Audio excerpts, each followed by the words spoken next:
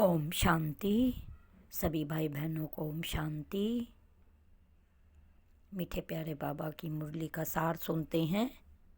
बाबा को दिल से स्नेह और प्यार से याद करेंगे।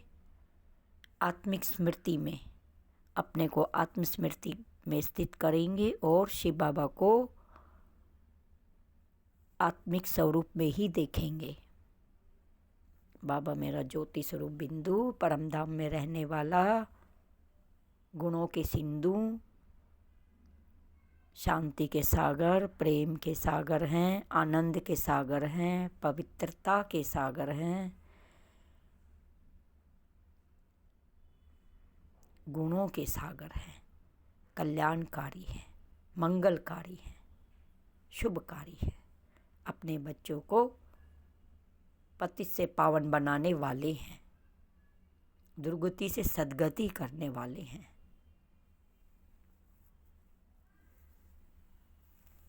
सभी विषय विकार मिटाकर सत्य के मार्ग पर चलाने वाले हैं और सतयुग में 21 जन्मों का राज्य भाग्य देने वाले हैं।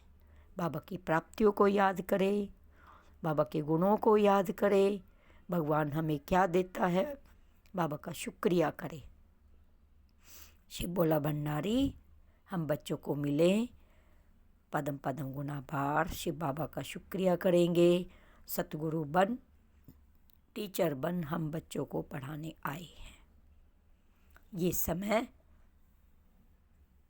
ये युग संगम युग बार बार नहीं मिलेगा। 5000 वर्ष बाद ये संगम युग आता है और सभी आत्माओं को परमात्म मिलन का अवसर मिलता है। जो भक्ति में हजारों वर्ष बीत जाते हैं, बाबा आओ आप अपने एक झलक दिखाओ, आप आओगे तो हम सब कुछ वारी जाएंगे। तन मन धन सब कुछ वारी जाएंगे, तेरा सब कुछ। आरती में भी है, तन मन धन सब कुछ तेरा, तेरा तुझको अर्पण क्या लागे मेरा। तो अब शिव बाबा आ गए हैं। तन मन धन से बाबा को बहुत प्यार से याद करेंगे और बाबा के श्रीमत को अंदर में धारण करेंगे, उन पर चलेंगे, प्रैक्टिकल अपना जीवन परिवर्तन करेंगे। बाबा की शक्ति लेके योग में ध्यान में जितना बैठेंगे, हमारे विषय विकार सब भस्म हो जाएंगे, सब नष्ट हो जाएंगे। तो चलो आज सुनते हैं शिव बाबा ने आज हमें क्या पढ़ाया, कौन सी श्रीमत दी, क्या हमसे मीठी मीठी बातें की। शिव बोला भंडारी शिव बाबा, शुक्रिया बाबा। अपने को बहुत ही प्रेम से याद करेंगे, स्मृति दिलाएंगे कि मैं आत्मा बुद्धि से शिव बाबा की मुरली को सुन रही हूँ। आज 24 दिसंबर है। हिंदी मुरली सार।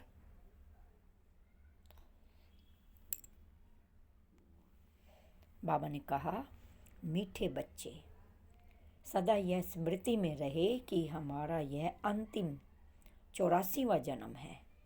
अब वापिस घर जाना है, फिर अपने राज्य में आना है। अपना राज्य कौन सा है? सतयुग। अब सतयुग आएगा तो फिर हमें उस युग में आना है और 33 करोड़ देवी देवताओं में कोई भी हमें पार्ट मिलेगा, उसको निभाएंगे, उस रोल को हम करेंगे। ओम शांति। प्रश्न है, बाप पक्का सौदागर है, कैसे? उत्तर, जो अभी साहूकार है, जिन्हें पैसे का नशा है, बाबा कहते हैं तुम यहाँ की अपने राजाई संभालो। उनका बाप स्वीकार नहीं करता है। जो बहुत धन होने के बाद अंदर में अहंकार आ जाता है जिनों को, और वो कुछ भी करते हैं तो अंदर में अहंकार आता है, हमने इतना किया, तो बाबा क्या कहते हैं कि तुम अपना संभालो, मुझे तुम्हारा कुछ भी स्वीकार नहीं करना है। गरीबों को ही बाबा ऊंचते ऊंच बनाते हैं। गरीबों की पाई पाई सफल कर उन्हें साहूकार बना देते हैं। इसलिए बाप को पक्का सौदागर कहा जाता है। धारणा है, ये हमारा होमवर्क है और हमारे जीवन में लाना है और इसको प्रतिदिन बार बार रिवाइज भी करना, पूरे दिन में दोहराना, अंदर में कार्य करते चलते फिरते मुरली की पॉइंट अंदर में दोहराते चलो। जितना दोहराएंगे उतना पक्का होते चले जाएंगे, स्वरूप में आएंगी और हमें चलने की शक्ति भी मिलेगी, पुरुषार्थ में चलने की शक्ति, उसको अनुभव और स्वरूप बनने की शक्ति भी मिलेगी। धारणा है, हर कदम पर सुप्रीम सर्जन से राय लेनी है, श्रीमत पर चलते रहना है, सेंसिबल बन हर पॉइंट स्वयं में धारण करनी है। सुप्रीम सर्जन हमारा कौन है? शिव बाबा, शिव भोला भंडारी।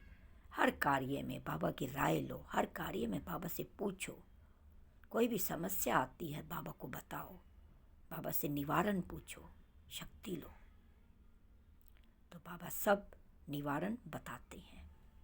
वरदान है, त्रिकालदर्शी स्थिति में यह ड्रामा के हर समय के पाठ को देखने वाले मास्टर नॉलेजफुल भाव। इतना अच्छा बाबा ने वरदान दिया है। भावार्थ है, त्रिकालदर्शी स्थिति में स्थित रहकर देखो कि हम क्या थे, क्या हैं और क्या होंगे। बाबा ने हमें सारे युगों का राज बताया ना। पहले हम क्या थे? पहले हम ही देवी देवता थे और अब साधारण बन गए हैं। लेकिन अब संगम युग पे बाबा मिले हमें, फिर से हमें वैसा ही बना रहे हैं, देवी गुणों से सजाकर। बाबा कहते हैं, बच्चे तुम ही वो 33 करोड़ देवी देवताओं में से हो, चैतन्य मेरे ठाकुर हो। तो अब तुम्हें पूजा नहीं, देवी देवताओं के गुणों को, यानी अपने ही गुणों को जीवन में लाना है, याद करना है और वैसा ही बनना है, स्वरूप बनना है। तो ये श्रेष्ठ पूजा है। और क्या होंगे इससे? इसको करने से क्या होंगे? फिर से हम देवताई घराने में जन्म लेंगे और फिर से हम 33 करोड़ देवी देवता मिलकर राज्य करेंगे। इस ड्रामा में हमारा विशेष पाठ नुदा हुआ है। इतना स्पष्ट अनुभव हो कि कल हम देवता थे और फिर कल बनने वाले हैं। हमें तीनों कालों की नॉलेज मिल गई है।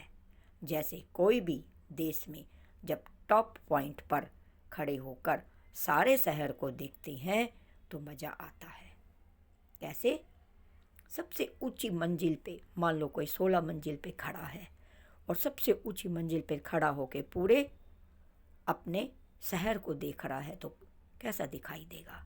हम सबसे ऊपर और पूरा शहर दिखाई दे रहा है और छोटा दिखाई दे रहा है। ऐसी कोई भी समस्या आए और हम अपने ऊंची स्थिति पर रहे तो सारी समस्या बहुत ही छोटी दिखाई देगी और उनका हम हल भी निकाल लेंगे और हंसते हंसते पार कर लेंगे। शिव बाबा की राय लेनी है, शिव बाबा से निवारण पूछना है, शक्ति लेनी है और हंसते हंसते उस समस्याओं को पार कर लेंगे, पूरा दृढ़ निश्चय और विश्वास के साथ। ऐसे संगम युग टॉप पॉइंट है। इस पर खड़े होकर नॉलेजफुल बनकर पाठ को देखो तो बहुत मज़ा आएगा। और ये संगम युग कौन सा है? Top point. क्योंकि सारे युग, सतयुग, त्रेता, द्वापर, कलयुग, इन सभी का आधार संगम युग है। संगम युग में हम बाबा की पालना लेकर, बाबा की श्रीमत पर चलकर फिर से सतयुग में आने के लायक बनते हैं। तो ये संगम युग सबसे ऊंचा युग है, सबसे बड़ा युग है, पुरुषों में उत्तम बनने वाला युग है। ये सारे विषय विकार मिटाने वाला युग है। ये परमात्मा मिलन मनाने वाला युग है। ये तो कितनी महिमा है संगम युग की। ये अभी चला गया व्यर्थ बातों में, व्यर्थ उठने बैठने में, आलस्य में, अलबेलेपन में, तो फिर 5000 वर्ष बाद ये अवसर मिलेगा। तो संभल जाना है, अटेंशन रखना है, एक भी सेकंड, एक भी मिनट हमारी व्यर्थ ना हो, कोई को भी दुख ना दे, कोई को भी कटु वचन ना बोले, ना दुख लेना है ना दुख देना है। परमात्म याद में, परमात्म ज्ञान में चलते रहना है और चलाना है सबको।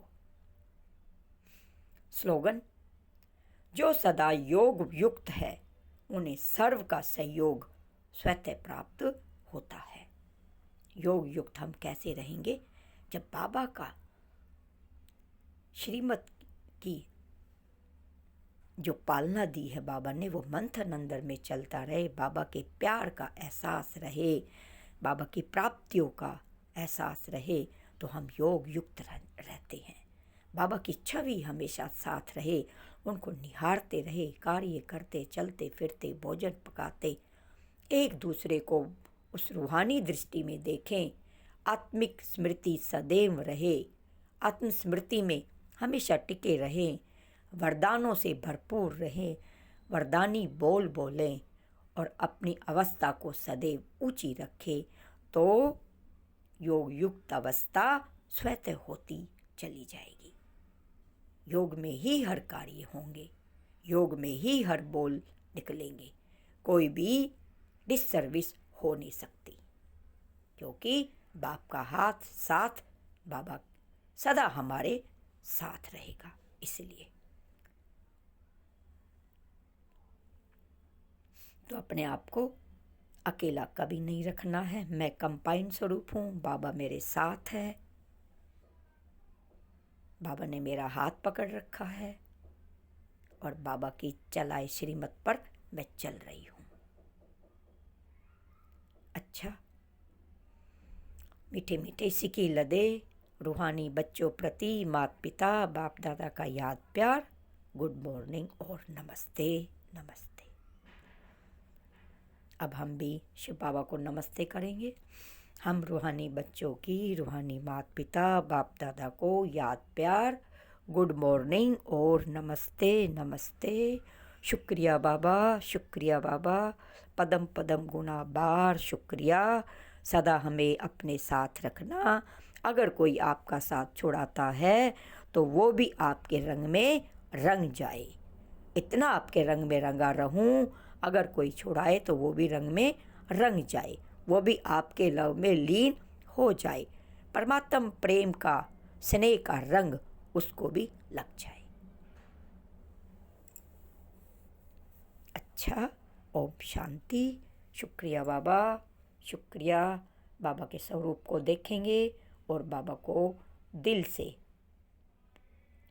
याद प्यार देंगे और स्नेह में भरपूर हो जाएंगे।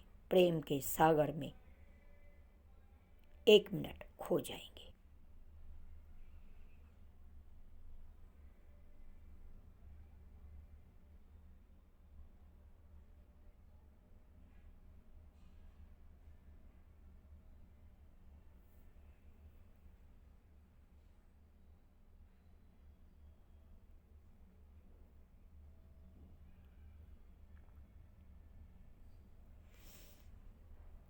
सत्यम शिवम सुंदरम।